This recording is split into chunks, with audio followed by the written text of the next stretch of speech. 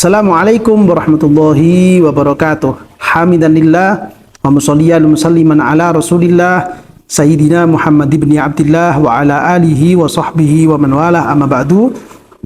Para pemirsa, para pengikut dan para pecinta channel YouTube MZT Malang Raya, alhamdulillah kita masih diberikan kesempatan untuk bisa melanjutkan kajian kita tentang ulama-ulama dalam mazhab al-Imam Syafi'i yang beliau memiliki jasa besar di dalam meriwayatkan mazhab al-Imam Syafi'i, yaitu para ulama-ulama yang dalam tulisan-tulisannya beliau menggabungkan dua nuansa thariqah yang ada di dalam mazhab al-Imam Syafi'i, yaitu thariqah Khurasaniyin dan juga thariqah Iraqiyin.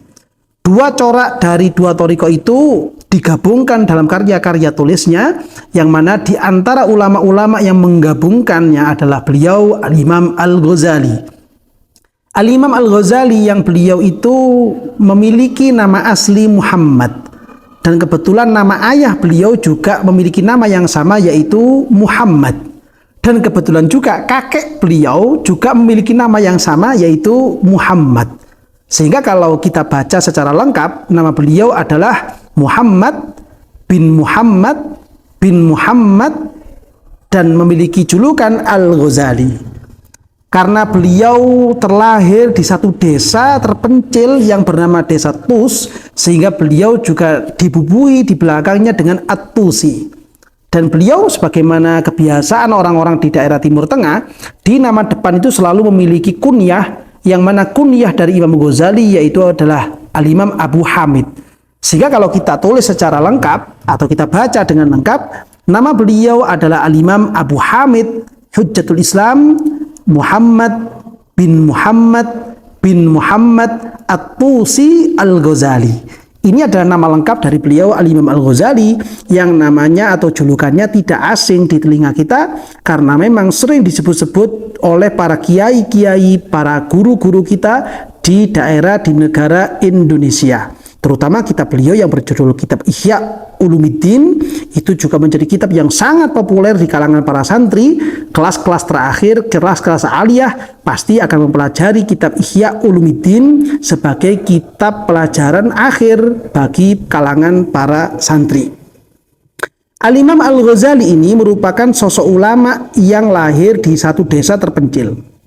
Beliau dilahirkan pada tahun 450 Hijriah dan beliau wafat pada tahun 505 Hijriah. Yang mana di tahun 505 Hijriah itu merupakan tahun yang sama dengan kewafatan dari Qadhil Qudah Abul Ma'ali Syekh Mujalli bin Jumai Al-Makhzumi, yang biografi beliau telah kita bahas pada video yang sebelumnya.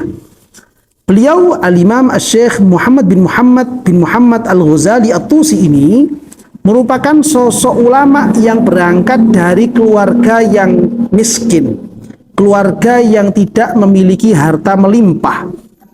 Ayah beliau sendiri merupakan sosok ayah yang memiliki pekerjaan dengan menjahit kain-kain wol, atau yang bahasa Arabnya wol itu dengan as-suf.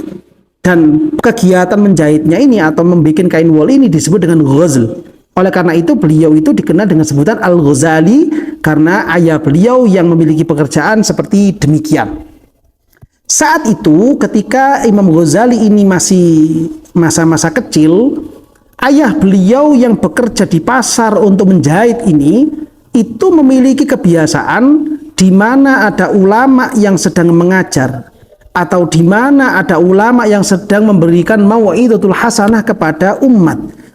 Ayah beliau ini selalu datang di tempat tersebut sambil membawa dua anak laki-laki beliau, yaitu saudara kandungnya Imam Ghazali yang bernama Ahmad bin Muhammad Al-Ghazali, yaitu saudara kakak beliau yang lebih sepuh lagi, yaitu Imam Ahmad.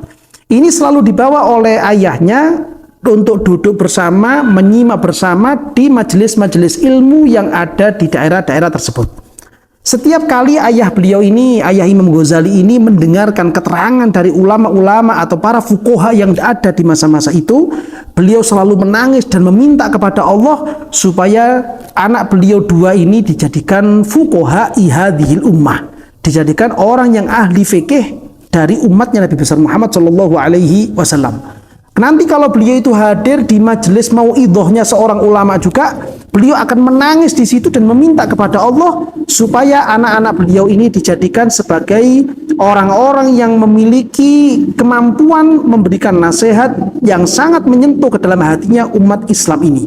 Dan subhanallah, apa yang menjadi permintaan ayah beliau ini dikabulkan oleh Allah Subhanahu wa taala, sehingga kemudian dua putra beliau yang bernama Ahmad dan Muhammad ini di hari-hari berikutnya menjadi ulama-ulama besar. Al-Imam Asy-Syaikh Ahmad bin Muhammad menjadi seorang muballigh yang luar biasa, ucapannya selalu menyentuh ke hatinya para umat Islam. Begitu juga dengan Al-Imam Al-Ghazali, beliau menjadi ulama yang setiap makolahnya, setiap ucapannya, setiap tulisannya, setiap hujah-hujahnya selalu bisa mematahkan kelompok-kelompok di luar Ahlus Sunnah wal Jamaah. Ini merupakan satu qudwah, merupakan satu kebiasaan yang perlu untuk kita contoh.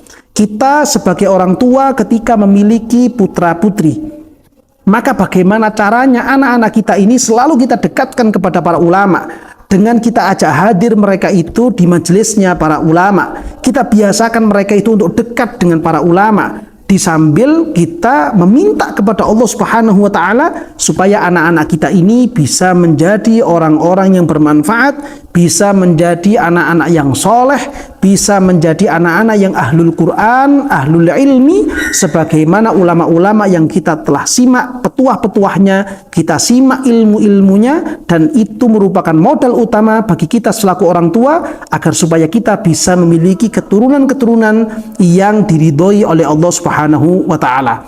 Ini merupakan satu kebiasaan yang agaknya di hari-hari sekarang ini semakin terkikis, semakin hilang. Kadang orang tua itu tidak lagi peduli dengan pendidikan atau hal-hal yang perlu dilestarikan dalam keluarganya, sehingga anak-anaknya menjadi jauh dari Allah Subhanahu wa taala, jauh dari Rasulullah Shallallahu Alaihi Wasallam, karena mereka memang jauh dari ulama-ulama, dari ahlul ilmi, dari kalangan umat baginda Nabi besar Muhammad Shallallahu Alaihi Wasallam. Kita kembali kepada biografi Al-Imam Al-Ghazali. Saat beliau ini masih kecil, masih berusia belum balik, ayah beliau ini memiliki kondisi ekonomi yang cukup memprihatinkan. Beliau berdagang di pasar, namun kemudian penghasilannya tidak seberapa. Hingga kemudian saat ayahnya ini merasa bahwa umurnya tidak akan lama lagi, beliau menitipkan kedua anaknya ini kepada seorang teman yang juga merupakan ahlul ilmi. Beliau bilang kepada temannya ini bahwa seakan-akan saya ini sepertinya sudah tidak lama lagi akan hidup di alam dunia. Nanti kalau seandainya saya betul-betul meninggal dunia, saya titip dua anak saya ini, Ahmad dan Muhammad. Dan saya ada bekal uang untuk bisa membiayai kehidupan mereka berdua, namun tidak banyak. Saya menyesal karena dulu semasa saya masih muda, saya telah menghabiskan waktu-waktu saya hanya untuk belajar khat, hanya untuk belajar menulis saja. Dan saya tidak pernah menggunakan waktu saya belajar tentang Al-Quran, belajar tentang hadisnya Rasulullah Shallallahu Alaihi Wasallam, belajar tentang ilmu-ilmu Gusti Baginda Nabi besar Muhammad Shallallahu Alaihi Wasallam. Dan saya titip kepada kamu, beliau bilang kepada temannya, sekiranya nanti saya meninggal dan anak saya ini telah kamu asuh, tolong ajari mereka tentang agama Allah Subhanahu wa taala. Ajari mereka tentang ayat-ayat Allah Subhanahu wa taala. Ajari mereka tentang hadis-hadisnya baginda Rasulullah sallallahu alaihi wasallam hingga mereka ini bisa mengerti tentang agama Allah. Subhanallah, kemudian di hari-hari berikutnya ayah dari Imam Ghazali ini betul-betul meninggal dunia, sehingga kemudian dua anak ini dibawa oleh temannya, teman ayahnya, dan diasuh dengan si laki-laki tersebut. Namun sayangnya kondisi dari teman ayah Imam Ghazali ini juga merupakan sosok laki-laki yang miskin, sosok laki-laki yang fakir. Hingga kemudian ketika beliau ini sudah mulai tumbuh, namun bekal yang dulu dititipkan oleh ayahnya ini menjadi habis, sudah tidak ada lagi. Sehingga kemudian teman dari ayahnya ini bilang kepada Imam Ghazali dan saudaranya Imam Ahmad yang masih muda belia ini, kamu kayaknya sekarang sudah tidak bisa lagi hidup bersama saya. karena saya sendiri tidak memiliki modal untuk menghidupi kalian dan bekal yang dulu dititipkan oleh ayah kalian sudah habis. Kalian silakan untuk belajar ke satu pondok pesantren yang nanti di situ kamu sambil belajar kamu bisa mendapatkan makanan sehari-harimu. Walaupun makanan yang kamu dapatkan di pondok itu tidak seberapa, tapi setidaknya itu bisa dipakai untuk bekal hidupmu. Nah, akhirnya kemudian Imam Ghazali dengan saudaranya ini dimasukkan ke satu lembaga pendidikan Islam. Di situ mereka berdua belajar tentang agama Allah, tapi sambil bisa mendapatkan makanan untuk menyambung hidup mereka. Hingga kemudian karena beliau berdua ini belajar di tempat itu, tujuan utamanya bukan untuk ilmu, tujuan utamanya supaya mereka bisa menyambung hidup. Dari sinilah kemudian di hari-hari berikutnya Al-Imam Ghazali itu hingga mengatakan dalam nasihat yang sangat populer di hari-hari sekarang ini, ya, talabnal ilma li ghairillah fa'abal ilmu an yakuna illa lillah. Waktu itu kami ini belajar ilmu bukan karena Allah.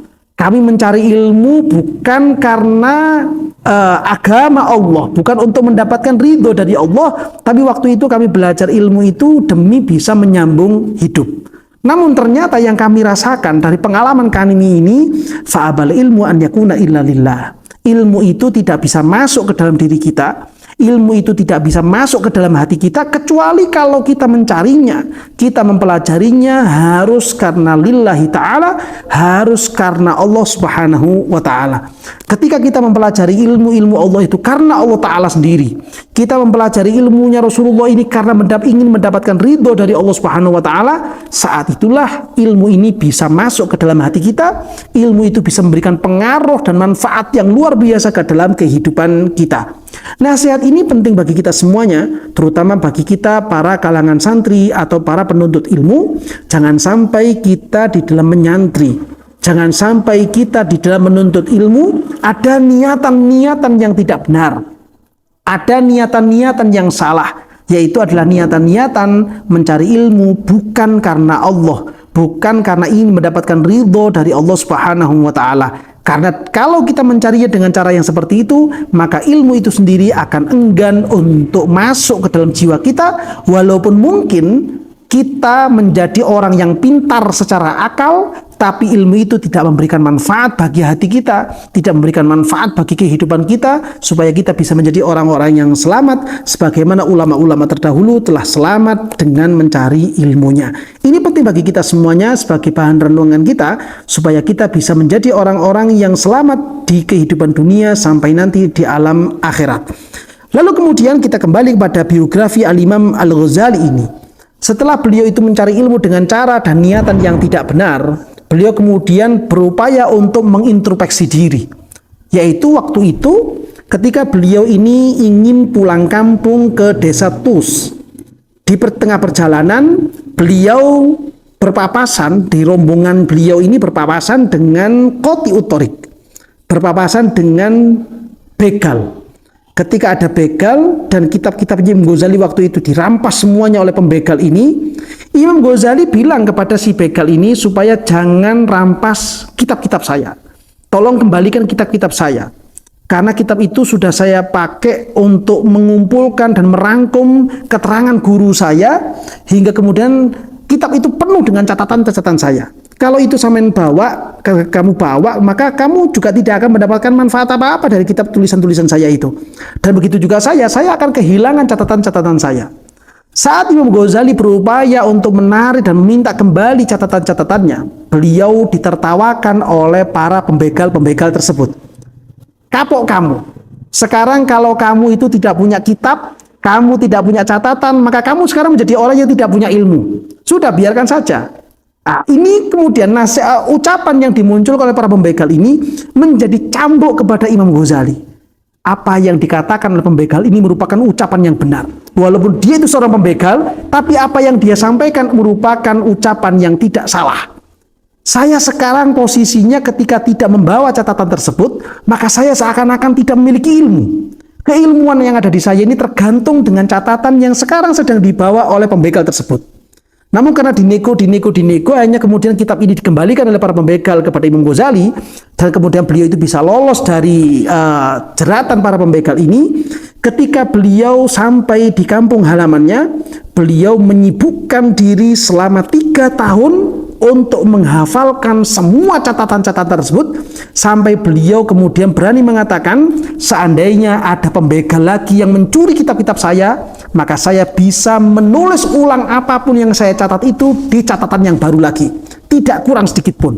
Artinya Imam Ghazali setelah 3 tahun dari waktu itu berhasil menghafalkan semua ilmu-ilmu, semua catatan-catatan yang ada di dalam kitab-kitab beliau. Bahkan seandainya beliau diminta untuk menulis ulang, beliau tidak perlu melihatnya, beliau akan mencatat dan menulisnya dengan lengkap, dengan teliti semuanya, tanpa ada kurang sedikit pun.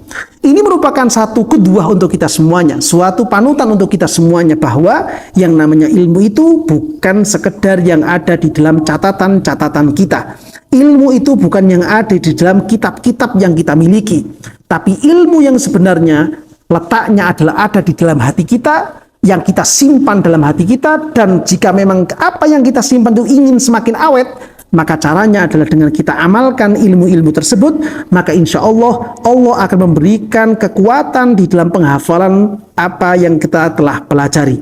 Nah, inilah kiranya sekelumit tentang sejarah Al-Imam Al-Ghazali, sekelumit tentang biografi Al-Imam Al-Ghazali, yang sebenarnya biografi ini sangat panjang sekali, karena memang beliau merupakan ulama yang luar biasa membawa perubahan di dalam dunia Islam ini.